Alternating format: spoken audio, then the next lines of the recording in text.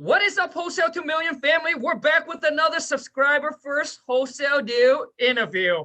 Today, I got him to jump on and obviously share with you guys exactly how it went down, how he closed his first wholesale deal. No sales pitch, take notes, and you guys put your hand together and help me bring on Ben. What's going on, playa? Not much, man. How you doing, buddy? Good, Ben. So where are you based out of? I'm based out of New York City. Dang, New York City. And how much is your first wholesale deal? A little over 10 grand. 10 G's. And how long did it take you to make that? It took me about 5 months. 5 months of hustle and grind. That's right, baby. And you didn't give up. I didn't give up. And let me tell you something, a lot of pitfalls along the way, a lot of pitfalls. But I was able to push through, and I had a lot of help from friends, a lot of networking groups on Facebook and other mentor programs, and people really helped me out. So it really took a village. You know, they say like your network is your net worth. And I understand that now, for sure. Well, good for you, man. I'm happy for you that you didn't give up. It took me 6 months to do my first deal. So, you know, you were 1 month ahead of me, bro. And, you know, most people give up in 30 days, 2 months. Most people don't last 5 months, bro. So comprende, good for you. I mean, not comprende, but congratulations, good for you. Wow. Now, Ben, first of all, let's share a little bit about your background and how you got started into wholesaling, and then we'll talk about your first deal, bro. Sure, absolutely. So actually, my background's I was in the tech world, the startup. I worked for Oracle for a while, then a couple of tech startups doing like sales and biz dev. And about 2 years ago, I left the corporate world, and I really was trying to figure out what to do. I wanted to be an entrepreneur. And believe it or not, I'm actually a stand-up comic, and I'm also in that world. So really? Yeah, Hey. Ben, I don't want you put in the spot. I don't want to put you on the spot, man. I love comedy, dude. In person, man, I'm such a clown. Like, I love joking around. I don't take things seriously, but obviously when it comes to business, it's business. But most of the time, dude, I just like goofing off, and I'm such a clown, man. So tell me a joke, dude. Tell me something that you, yeah. You know what? I have a canned joke that I lifted from an 8-year-old a little while ago. Let's go. He says, how do you drown a hipster? I don't know. You push him into the mainstream. It's cheesy, but whatever. Anyway, that's my canned joke if anyone asks me. But anyway, back to the story. So when I was trying to figure out what to do, sorry, I got a little back glare there. I actually started managing comics, and I was like, I'm going to be a talent manager. So this was like a couple of years ago. And I don't know if you know anything about that business, but it's really tough to make money. And I was managing 3 guys, and it takes them a while to get big. So I wasn't really making any money doing that. And then I kind of pivoted, and I started doing financial coaching, because I'm like a real nerd with finances, and I love all that stuff. But that also takes a long time to ramp. And then I downloaded TikTok on a whim, because I just kept hearing about it. And I found one of your videos where in like 30 seconds, you showed someone how to wholesale. You're like, look, you find an abandoned house, then you call the owner, then you go on Craigslist and you type in, we buy houses. And I watched it, and I was like, I could do this. Like, this doesn't seem that hard. Like, yeah. I could totally do that. Like, this isn't rocket surgery or whatever. You know, it's not rocket. So I was like, I'm going to try this. Like, fuck it. I'm going to try this. So I did. So I started going upstate, and a friend of mine kind of pointed me to a couple towns upstate to go to. And I started driving for dollars. I rented a car, and you know, the funny thing about this deal was I thought to myself, I was just writing down the addresses when I went up there, and I knocked on a few doors, but I was like, why don't I just leave like a Post-it note or something like on these doors? Like, while I'm up here, I'm never up here. So I did. So I started leaving little yellow Post-it notes like, hi, I'm Ben. I'll buy your house all cash. Give me a call. Like, very simple, you know? And when I got back home, this was like after Labor Day last year in the fall, I started, you know, calling the number. I skip traced the houses, like you said, on batch skip tracing and all that. And I was calling houses. And then I got a phone call one day from one of the notes that I left on this guy's house. I couldn't believe it. The guy's like, yeah, you left a note on my house. And so I made him an offer. I like ran the numbers really quick. I made him an offer, and he hung up on me. Now, okay. So what is the offer? The offer was $64,500. Okay. Or actually like 65. Yeah. Okay. And he was insulted. So he actually hung up on me. And I called him right back and I said, listen, man, like, you know, I ran the numbers. I said, you're not gonna, it's a, you know, it's a fixer upper. Like, you're not gonna get retail. And I tried to like talk some sense in him. And he actually had another wholesaler offer the same amount before. And so he already kind of was like broken in and he knew it was like in the range. And so he finally accepted it. But he said, I don't want you reselling my house, because another wholesaler burned him, right? And had they kept showing the house and then it fell through. They couldn't get a buyer. So he's like, if you're going to buy the house, you're going to buy the house. And he sent me to his lawyer, and his lawyer sent me a contract, and he was like, it cannot be assignable. So right away, I knew it was like a little different, right? So I wound up buying the house. Well, actually, I should tell you this too. Someone tried to steal the deal from me. Okay. This is crazy. So I put an ad on Craigslist with like all the details of the house, and a young woman who actually lives around here contacted me and made me an offer for 85. And I thought it was too low at the time. So I turned it down. And later on, I found another buyer, and I went upstate and we got the inspection. I actually had her pretend to be my wife because I didn't want him knowing that there was another buyer, right? Because he was like, you have to buy it, whatever. And we got it inspected. But the day of, the owner was very late to the inspection. And by the time he got there, he had this letter. And he was like, what is this about? What is this letter? So I'm like, what is this letter? Let me see. So the woman whose offer I turned down wrote him a letter, found the owner, went behind my back and was like, I know you have your house under contract with this guy, Ben, and I know him and he can't close. He doesn't have the money. So let the contract expire and sell your house to me. Can you believe, like, she tried to cut me out of my own deal? I was like, what the hell is? So I had to like placate the owner and like try to build a rapport while the house is getting inspected and reassure him that I'm going to buy the house. I'm like, look, I'm here. I'm getting inspected. I'm going to close, you know. So that was my first time I had someone try to like swoop in and screw me out of my own deals. This, you know, there's some sharks in this business. It's not all absolutely. Sunshine and absolutely. Rainbows. So now, Ben, let's talk about this. So when the seller show you that note, what are some stuff that you said to the seller to assure that you were going to obviously get this done?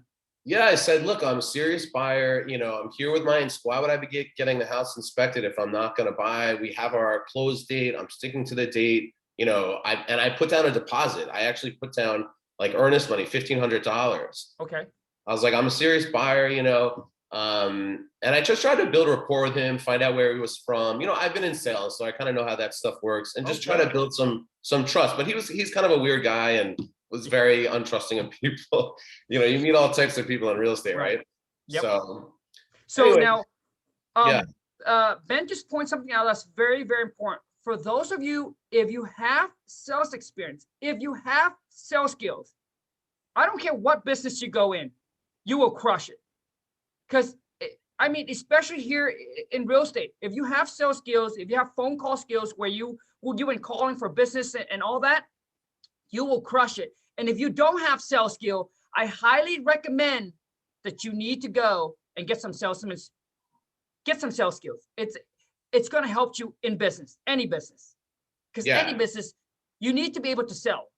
Okay? You need to be able to close, persuade, all of that. So, okay, so Ben, so first of all, man, let's talk about what is the ARV of this property? Oh, so that's another thing. So I originally thought, I'm trying to remember the numbers, that the ARV was like 225 or something. Dang. But I got that from a friend of mine helped me pull comps on PropStream. Okay. Or he was a realtor and he pulled it on the MLS or something. But you know what I found out is another friend of mine referred me to a local realtor who'd been doing business in that town for a long time. And he was like, no, he's like, the ARV is like it could be up to 325. Whew. So I was like, wait, and you got to think about this, like someone who knows versus just like looking at comps, because you don't know if it's on the other side of the railroad tracks or like the comps aren't always that helpful, right? But this guy like knew the area. So he's like, you can get like 325 for that house if they do it right, if they fix it up right. So then that's when I like raised my asking price. I was originally asking, I think like 89, and then I raised it to 119. Okay, hold on a second, Ben. Yeah. So you get this property under contract for how much? 65? 64.5. Okay, so let's just say 65. So he did accept your 65. Yes. So did you follow up with him or what happened? So yeah, so I got that other offer from that woman for 85 and I thought it was too low, so I turned it down.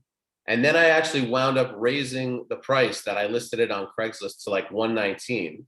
I think I had it listed for like 89 or something like that. And then I raised the price and I raised the ARV, like I changed the numbers, and then I got all this attention from more investors because they were like, oh, there's more meat on the bone on this deal. So hold on. Okay, so Ben, you got under contract for 65. And what's the rehab? Man, I should have looked at the numbers before this call. Yeah. I think the rehab was I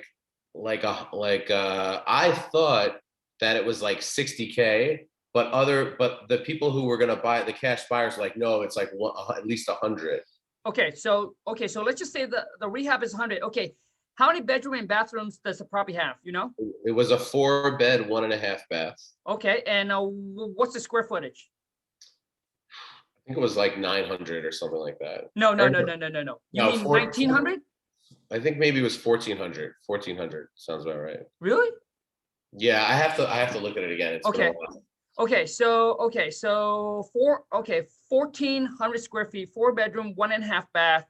So they estimated if it's a 4-bedroom, 1.5 bath, and if it's only 1400, I think 100,000 in rehab is probably high. But so it needs everything, right? Electrical, plumbing, all that. Oh, now. Yeah. I thought it may have been a tear down. Like it hasn't been occupied for 12 years. It was abandoned. Got you. So Ben, how is the foundation? The foundation is good? The foundation was good though. The foundation was good. So to me, man, I mean, unless this is it's probably a 1900 square feet house. So a 4 bedrooms, 1.5 bath. If it's 1400 square feet, I think 100,000 is probably high. I mean, it's probably more about, in my case, completely updated, granite count, all of that, make it super nice. I'm thinking probably around like 70,000, man. Yeah, that's what I originally thought it was like 60, 65 because I did that some formula with like $25 per square foot times the square footage, something like that. Gotcha. Gotcha. Okay, so all the cash buyers who saw it and after they got it inspected were like, no, it's going to be more. Okay, so let's say that it's 100,000. Okay, so let's say that it's 100,000. So 65,000 you got under contract, and you sent it out. You sent out to the buyer. So how much did the buyer end up buying the property for? For 85. Huh? For 85,000, and the property worth 325, right? But they also disagreed with the ARV. They were like, no, it could be like 295. The thing is, I'm learning nothing's black and white. Like sure. It all depends on how good a job they do, and you know. Okay. No. Okay. So to be fair, Ben, do you think that the property's worth ARV is 300,000? I'm not sure. So now, have you gone back and look at what they sold the property for? Well, they're still working on it. Okay. Yeah. So so that's the thing. It took 5 months to close. So it just closed last month. Oh, okay. Wow. Okay. So hold on a second. So 325, I do let's just say 300,000 minus 30%. That puts you at 210. Because I'm seeing, dude, there's so much meat on this bone here. So minus 100,000. Dude, like the buyer, even if I minus the rehab 100,000, you should be able to sell for 110,000. That's what I thought, but they were like, oh, there's holding costs because they'll take them 6 months for the, so okay. Hold on a second, Ben. How many buyers look at this property? I wound up getting like two solid offers, but my buyers list wasn't that extensive. It really wasn't. I will say I see. Okay. Yeah. Okay, so you market on Craigslist, and then where else? I think some of the Facebook groups, some of the networking real estate groups. Okay. And how long did you market it for until you actually got a buyer? Like 3 weeks, I think. That was the other thing. It came down to the wire. So I wanted to do it. I only had a 30-day contract. Yep. So I wanted to do a double close, right? Because I had to buy it myself. Yep. But the buyer couldn't line up. They said they were a cash buyer, but actually they had to get a hard money loan. I didn't find that out till later. So they couldn't close that quickly. Yep. So I wound up having to buy. I had to get a hard money loan myself to buy it myself. And then I had to resell it, which I also thought would take like a week. And then it took them a while to line up their financing, and one guy fell through. So I held it. I wound up holding it for a month, and I had to pay like interest, and I had to get insurance, and you know, the costs started to add up, and I was getting annoyed actually. And I called the buyer at one point, and I was like, "You gotta help me out with this, all these holding costs." And then I walked it back because I felt bad, and I was like, let me build a long-term relationship because they're really cool and whatever. So yeah. Sure. Now, for those of you who's watching, the reason why I asked Ben all of these questions is because I want you guys to understand the business, and I don't want none of you to be taken advantage by your buyer because you're fresh into the game, right? So you obviously learning and gain the experience and all of that. But I'm going to do my best to give you what I have learned the past 10 years to play this real estate game with the seller and with the buyers, so you don't get being taken advantage of, okay? So okay, man. So so 3 weeks that you market it, okay, you finally find a buyer. How much traction do you got on it, Ben? How much traction? What do you mean? Like when you send the deal out, were there a lot of tractions? Were there a lot of people saying, hey, a lot of people.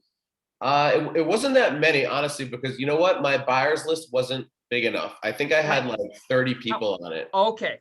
Got you. They say you're supposed to have like 150 people. You know, it takes time to fill that up. I got it, bro. Because by looking at this deal here, man, unless the ARV is wrong, but all the buyer that actually went to the property and looked at it, Ben, what are they averaging around? Is the ARV around that 300,000? No, that's the other thing. They all said it was lower. You know, like what? I don't know, because they said it was like maybe 275, 295. Yeah, so maybe the broker was a little high in the sky. So all of them say between 275 to 295. So I'm just going to say 285. Okay. So if I take 285, man, minus 30%, that puts you at 199. Okay. Even at 190, which is will put you at 200,000. Even at 200,000, I minus 100,000 repairs. That will still put you at 100,000.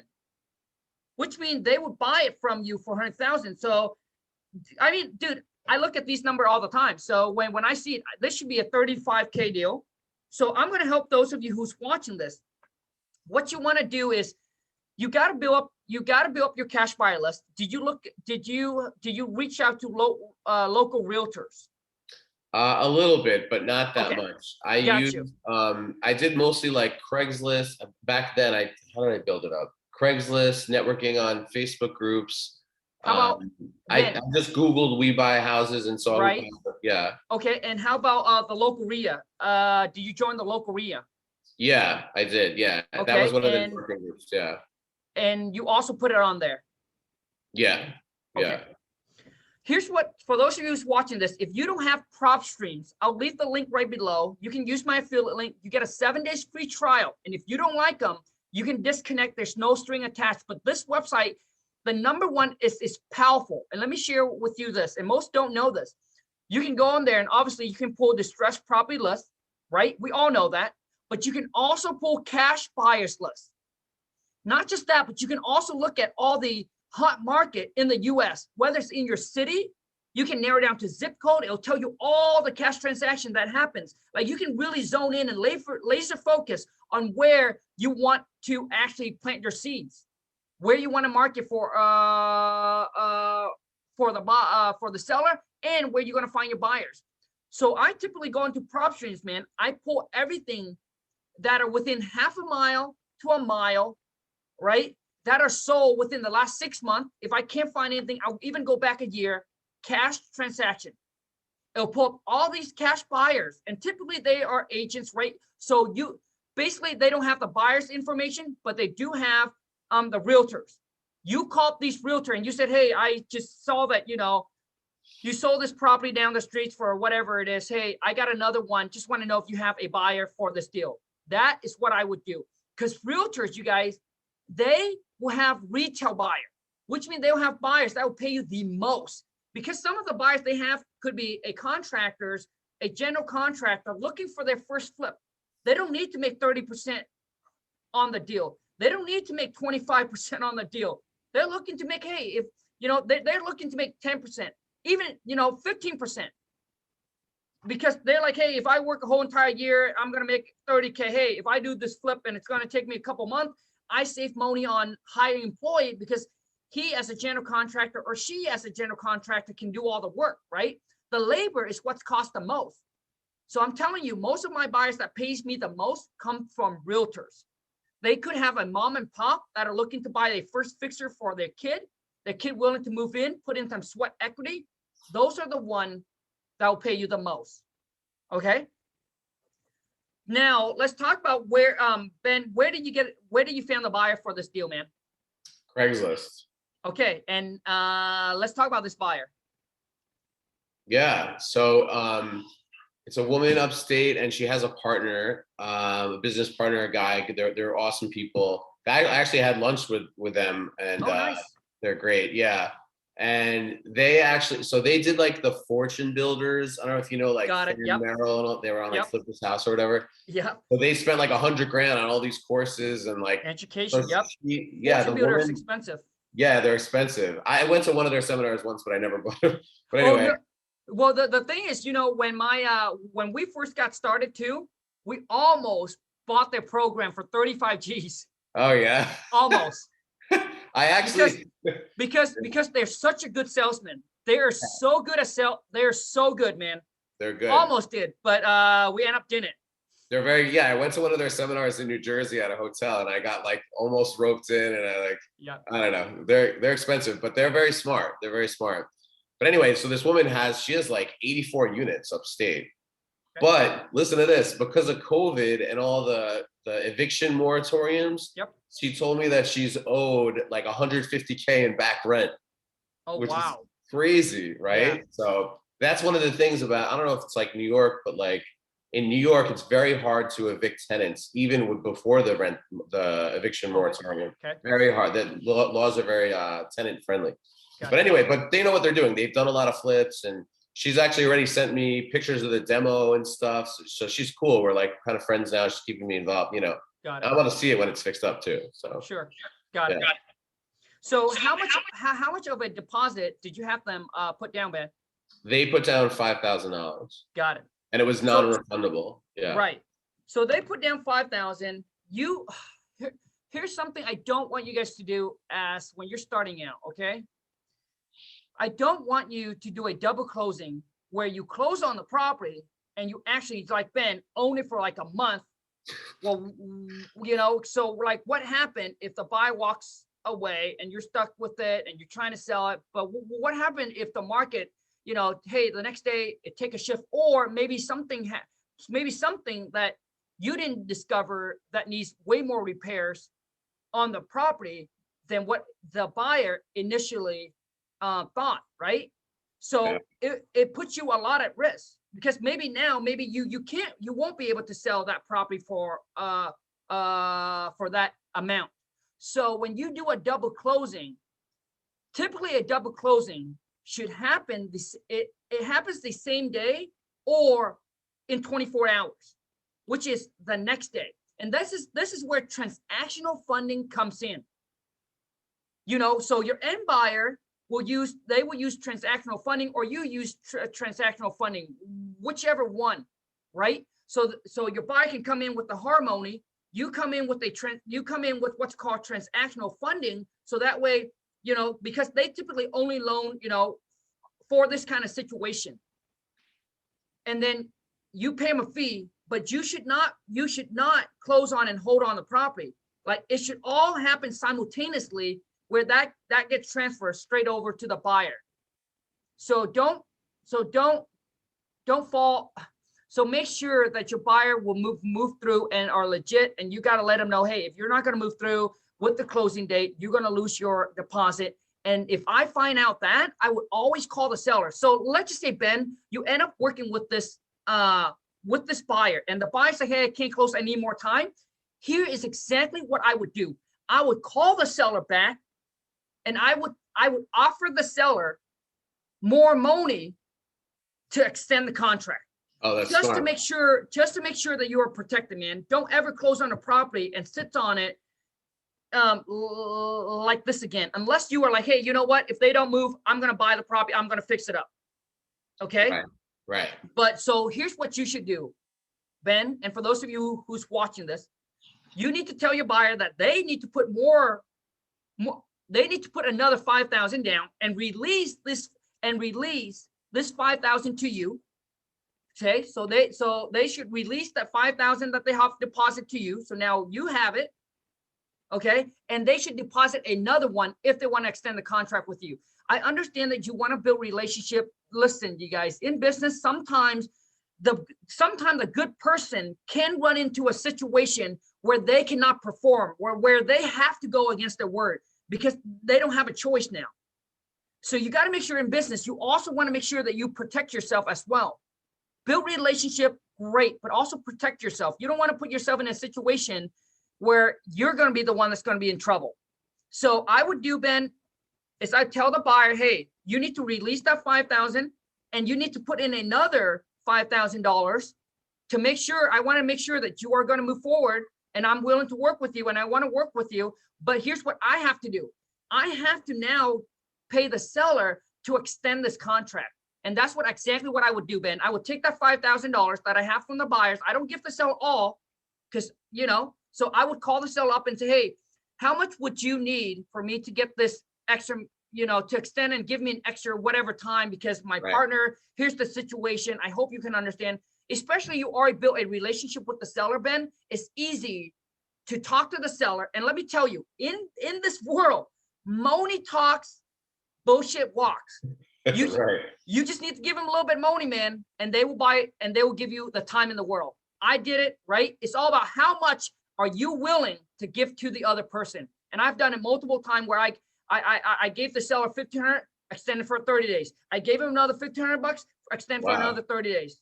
I've done that multiple times, man. I always want to make sure that when I close on it, my buyer's going to come in and close on it. I don't want to hold the property, man, at all. Okay. Yeah.